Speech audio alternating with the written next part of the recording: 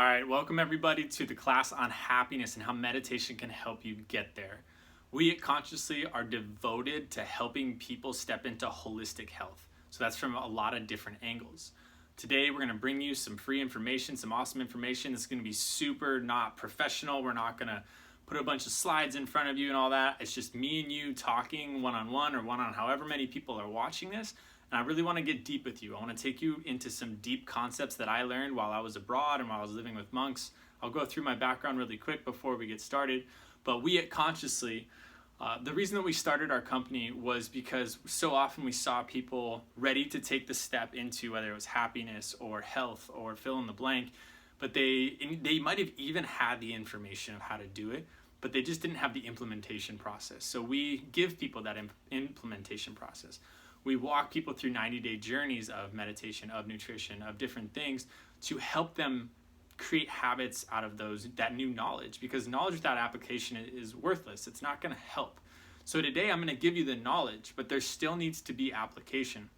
So at the end, if that's something that you want to do with us, amazing. If you want to do somewhere else, whatever it is, make sure you do apply it though, because this isn't going to help much unless you really actually step into living it. So that being said, my name is Harry Sherwood. Over in 2010, I left college to go and study Tai Chi with Shaolin monks. And I was in China for quite a while, and I did some Qigong and Tai Chi there. And then I came back to the States and went to Escondido, California to live at an ashram, which is pretty much a yogic monastery where I did a ton of meditation and service and contemplation. And I spent several months there.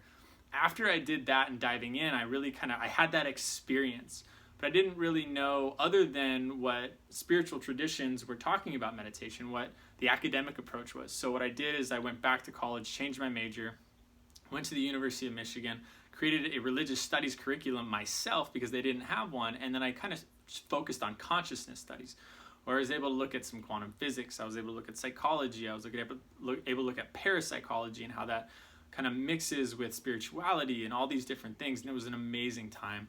Got my degree, came back, went back to the ashram, actually almost became a monk. Obviously I wouldn't be in here in front of you today, but I really dove in deep. And over the last several years, I've just been meditating in my own way, in my own practice. I've taken part in different ceremonies all around the world. I make it very much a part of my continued growth. And I've been teaching people how to meditate as well for quite a while now. And it's amazing what can happen when we just calm our minds and we get a little perspective.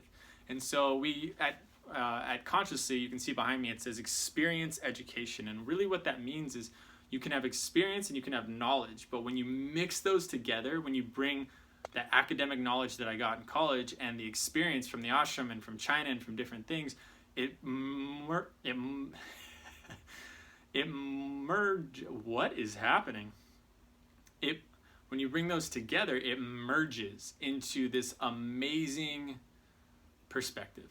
So I'm going to share with you, based around happiness, what I have learned. And what the main thing is, diving right in, diving real deep, is everything breaks down to consciousness and energy. Consciousness and energy. What does that mean? Okay, let's look at that. Most things seem to change in life. In fact, there's quotes that are the only constant in life is change. So let's look at that.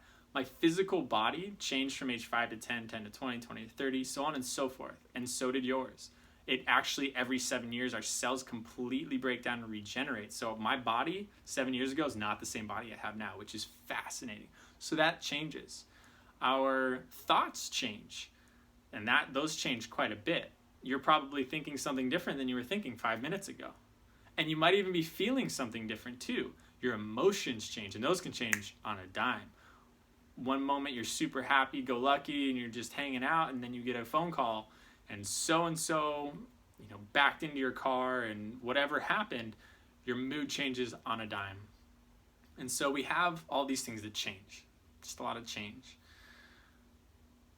Let's apply that to consciousness and energy. So there's this long set of changing things. What doesn't change? Is there anything that doesn't change? I want you to think about that. Well, death and taxes, right? Other than kind of the witty puns, The one thing that doesn't change is the fact that from age 5 to 10, 10 to 20, 30 to 40, when I'm thinking this, when I'm thinking that, when I'm feeling this, when my emotions are raging, is that I'm aware that that's happening. And that awareness has never changed. It's the same awareness that was when I was 5 till now. It simply is just there. I like to liken it to a video camera. This video camera that's recording me right now, it's not judging me. It doesn't have thoughts. It doesn't have the emotions. It's not changing. It's just simply aware of what is. It's allowing life to be as it is, and it's taking it in. I want you to sit with that for a moment. It's allowing life to be as it is. Just taking it in. How often do we look at a backdrop or at a tree or at a person, and we don't just see a backdrop, a tree, or a person? We see, oh, he's wearing a white shirt and he sounds like this, so I've already judged him 10 different ways by now. Am I getting a ton out of this video? What else is going on? It's so rare that it's just taking in what is happening. And that's what consciousness is. Consciousness is that deep level of awareness within us that is just aware of everything that is happening. On the energy side of things, we've actually already gone over it.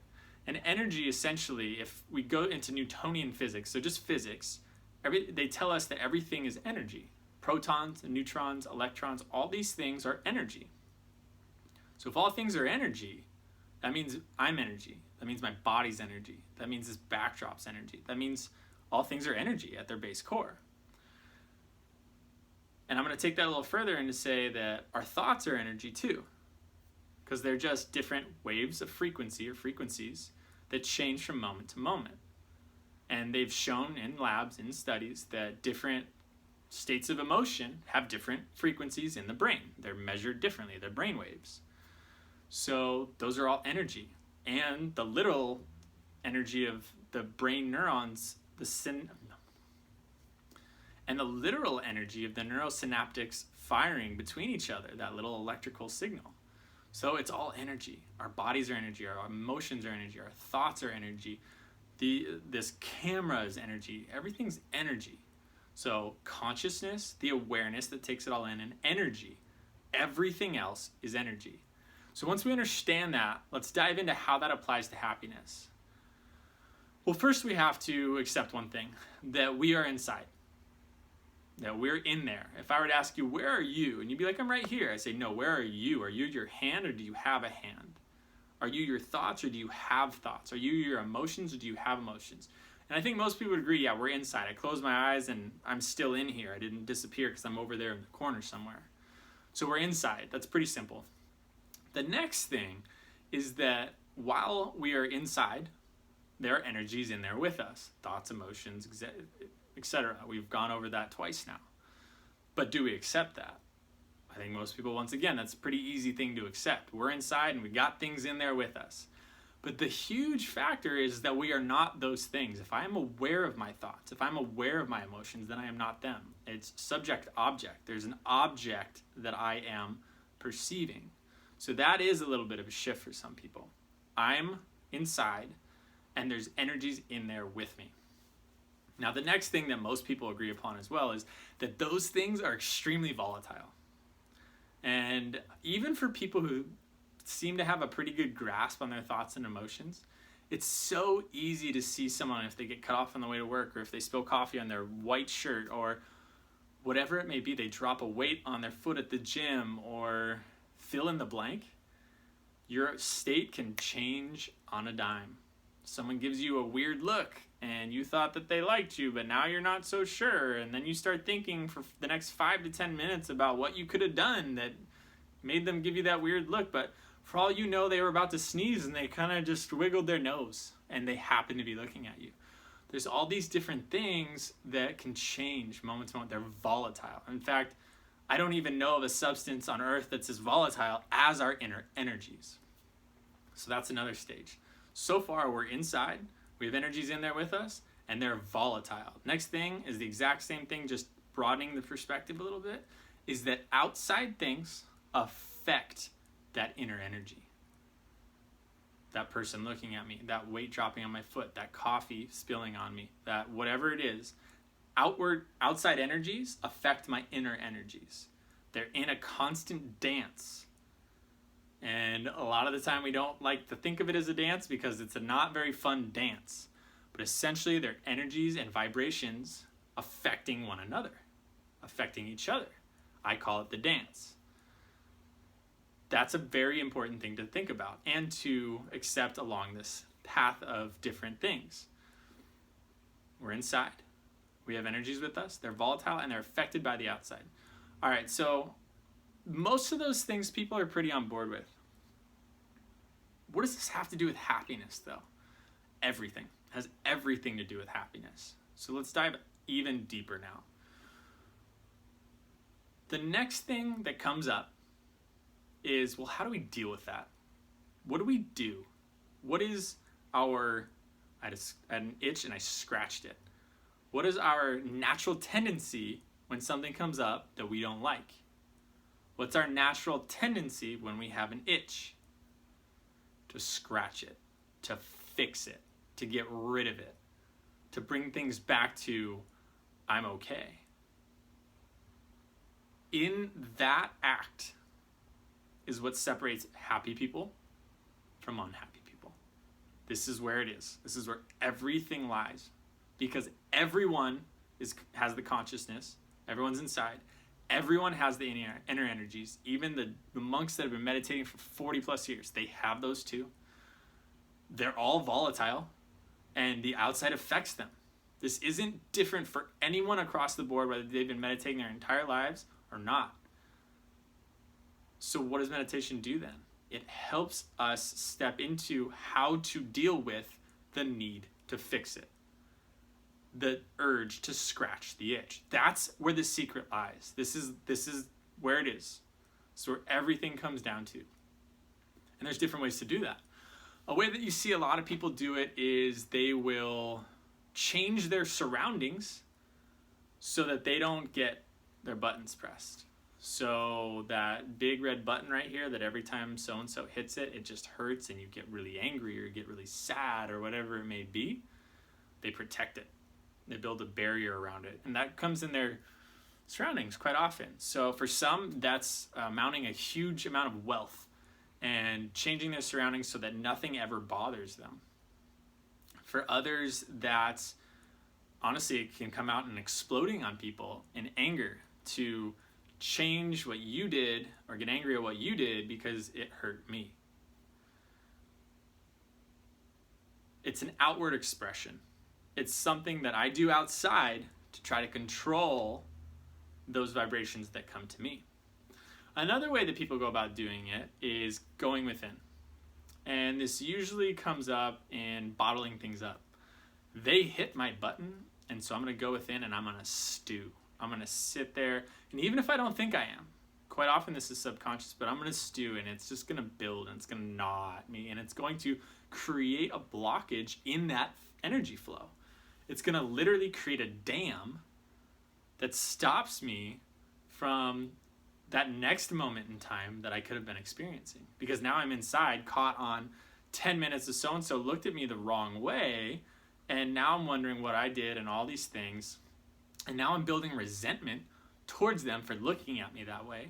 And so the next time I talk to them, I'm not present in that moment, and I'm not as happy and as engaged in the conversation as I once was. And that can snowball. And if you take a bunch of little things, especially if you live with someone, you take a bunch of little things over time, that snowball can get big, can get really big if you're not a vocal person. So we have the one person that explodes on everyone and tries to control their environment. You have the other person that goes within and doesn't say anything and then just turns into a tea kettle that's just going to explode one day. And those people also tend to be the people that just check out. They just check out. I'm not going to control my environment. I'm just not going to deal with it. I'm gone. I'm done. Those are usually the doormats. Those are usually the people that get walked all over. And the people that are very resentful and whatnot. And both sides are resentful as well. So really, what do we do? What is it that separates the monks that are so happy and so peaceful and people that just they seem like they don't have the success when it comes to finances or whatever else it may be, but they're just always happy. When I was in China and we were doing one of our runs one of the days, I saw this young or old Chinese lady with like 2 teeth. They were both black. She was living in a little tent with bricks on one side and just a tarp laid over and next to her little cornfield. And she had the most genuine smile I'd ever seen on her face when we ran by. Just the most genuine smile. It floored me. It literally imprinted me until this day of how genuinely happy she was in that moment. So what separates her from people who have the fake smiles, or for people who in the 21st century living in the United States that have a fair, decent income? What's the difference between genuine, deep happiness? And I'm not saying the other side doesn't have it either, but where's that gap? And that really comes down to the changing the need to fix it, changing the need for things to be different. So what it comes down to is, can I transcend the need to fix it? Can someone press a button of mine? Can someone look at me weird and I just take that moment in for what it is? Now, an extremely important thing here. I'm not telling you not to feel your emotions. In fact, that's the complete opposite of what I'm telling you. Whatever comes up in that moment, anger, frustration, sadness, pain, jealousy, fill in the blank, allow it to come up. Because I don't want to block it. I don't want to keep it down there. Remember, I want this to be expressed. I don't want to explode either. But if that's what happens, don't become attached to what happened. Allow it to come, allow that energy to flow, and allow it to go. Too often, people become attached to what they did. They become habitual in their habit pattern, or habitual in their actions. So if they bottle up once, they tend to bottle up every time. If they explode once, it just tends to build that neurosynaptic pathway, and then they just blow up all the time. Can you just allow anger to come and anger to go? Can you be angry 5 minutes ago and be totally fine now? Not affected by that present moment? Because that was a present moment that you were present in, and now this one is. We started this video, and 17 minutes later, it's a different moment. It's something genuinely different. You're experiencing this moment right now. And in this moment, there's different energies. Can I allow them to come, experiencing them, and allow them to go? Because something that's key is that when you can do that, you can also feel happiness. If I block anger, guess what else I'm blocking? Happiness, joy, elation, bliss. I need clear energetic pathways. And if you want to get deep into yoga and different things like that, they will talk about energy all the time. But just even on a very normal world, secular level, everything's energy. If we stop the energy flow, because all things are vibrations, there's a flow, then we're stopping a lot of them. So we need our energy to naturally flow in order for all energies to naturally flow. So when anger comes up, can I allow it to come and allow it to go? Can I allow myself not to become attached to, well, I've always been an angry person and it's my habit pattern, so that's just who I am. It's not. It's just the way that you've reacted. You can change your reactions. Can you allow yourself to experience life in this moment for exactly as it is? Now we're getting back to that. For exactly whatever it is. That's that consciousness.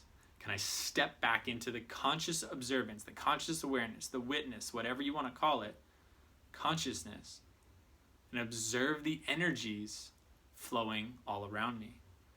Observe Harry get angry, sad, elated, peaceful, and not become attached to any of them.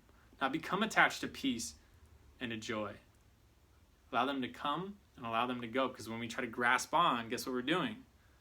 Once again, we're blocking the energy flow. And it rarely lasts when we try to grasp onto it anyway. Can we allow everything to come and go? Can I be in my conscious observing state and allow things to come and allow things to go? And when you step into this state, this is what meditation is built for. It's what it was invented for, was to teach you how to step back in that state consistently and consciously, so that I am the consciousness observing all energies. And this is when the dance kicks in. And For some people, dance might be a weird word, but it's so beautiful. It's so amazing if you can just let all energies come and go, because it becomes such a state of bliss and peace and happiness when you can just practice it. I mean, I don't like the word perfection, but getting better at it takes some time. But can you step into a place of practicing, witnessing your energies and your emotions and your thoughts? I have thoughts, I am not my thoughts. I have emotions, I am not my emotions. So why am I so identified with them? Why am I so attached to them? It just leads you to a state of unhappiness. There's a reason that so many people that are quote unquote super successful find that they're not happy once they reach the pinnacle of their success. It's because they never did any inner work. It's because they never stepped back into their true consciousness, that true original consciousness, and observed their emotions and their thoughts. It's truly one of the deepest states that you can step into. If you look at the core of any spiritual practice, any meditative practice, this is what you're doing. You're trying to relax back into this deeper state of you. And it doesn't need to be some esoteric thing. It's as simple as there's an awareness deep within you that's extremely peaceful and full of joy if you just allow yourself to relax back into it and experience life in each moment. In every single moment. What's wrong right now? You're breathing. You're aware of this video. We take too much of our past with us. And that comes in sadness or anger or depression. We try to bring too much of the present or of the future into this moment, which creates stress and anxiety and all these things. What if we just experience what was happening right now and watch this dance of consciousness and energy, consciousness and energy? And I can tell you from personal experience, it will change your life forever. I'm not just saying this. It is truly one of those amazing things that you can do. It really is. So that's the deep concept. That's the deep thing to step into. Relax back into your consciousness. Observe energy all around you. And start to see things as energy too. I obviously see things just as a physical mass and the world the way it is, but I also step into, that's all energy, my thoughts are energy, my emotions are energy. It helps me group them. So I have one group of spinning energies and one group of just pure consciousness. So it allows me to step back into that easier. Meditation is a way of doing this. So a quick tip on how you can implement a meditation techniques to do this is just sit down, close your eyes, relax your body, and begin breathing deeply in through your nose, out through your mouth, in through your nose, out through your mouth. Spend 2 to 5 minutes there. One misconception about meditation is that people think that, this is going to calm my mind. This is going to calm my emotions. Yeah, over time it does. But that's not the purpose of it. The purpose of meditation is to separate yourself from those things. Like I said, the monks of 40 plus years, they still have thoughts. They still have emotions. When they sit down for meditation, it's not like those things just shut off. Some of them, but most of them, no. They're just observing. They took a step back into the conscious observance. So just observe. Don't get angry at yourself for not being able to be super calm within 2 seconds. But feel your way into that calmness. Feel your way into that happiness that just, it's such a relief to know that I'm not my thoughts and I'm not my energy. I'm not these horrible things that happen in the world. And breathe your way into it for 2 to 5 minutes. That's it. In the morning and at night if you can. That's something that we start people off with just in the morning, 8 to 10 minute meditations. Those are guided, background music, all that type of stuff. But it's something that you don't need to rush into. Don't try to sit for a half hour or 1 hour session. You can if you want, but it's not needed. Just center yourself and then try to carry it with you wherever you go. Because that's another thing about meditation is it's not for just the 2 to 5 minutes you're sitting down. It's for how you interact when the world throws some energies at you that are just have a curveball on them. And we've all had them. We all know how that goes. I hope you got a lot out of this today. I can't reiterate enough how much you watching this, A, is going to make change, but B, you have to apply it. You absolutely have to apply this if you want true happiness. If you want to step into a deep state of awareness, happiness, peace, joy, bliss. And that, once again, that doesn't mean you're not going to experience anger, sadness, pain, depression, whatever you experience. Doesn't mean those things are going to disappear. It means that they're no longer going to displace you from your place of observance. And it's no longer going to block all the beautiful, amazing things coming into your life. And that's the number one thing that we see people falter on is, oh, I get it up here intellectually. Well, that's just those energies. You haven't gotten it back here. Sit in this place. We have our consciously meditating program is 90 days long, and it takes you on the journey of each week we change up the meditation. So first we dive into this concept. You're already ahead of the game. We're bringing you right in. You're going to dive in first 1, 2, and 3 weeks. We're diving and getting deeper into this concept. Week 1, we just teach you how to properly sit and where to sit, when to sit, how to sit. Week 2, we take you into listening. Just listen. We take you through a couple different meditations there. Week 3, we dive deep into this concept so that you can experience it. After that, we step back into the mind on purpose because the mind is a horrible master. We know that now, but it's a great tool.